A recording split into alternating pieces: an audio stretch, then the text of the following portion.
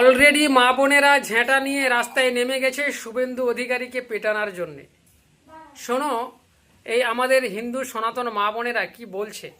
মুড়ো ঝাঁটা দিয়ে বিদায় করো বিজেপিকে আর শুভেন্দুকে, কোনো গল্পই হবে না। বিজেপি আসার আগেই আমাদের এই দুরবস্থা করে দিচ্ছে, তা বিজেপি এলে তো আমরা শেষ হয়ে যাব।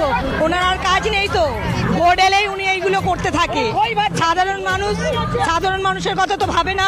এখন যদি মোদী সরকার এই অবস্থা করে তাহলে 2026-এ জাস্ট আমি আর লম্বা করলাম না, শুনলে তো শুভেন্দু অধিকারীর এই বাংলা ছেড়ে আর শুভেন্দু অধিকারীর চেলাচামটাদের এই বাংলা ছেড়ে পালানোর আর কোনো পথ নাই।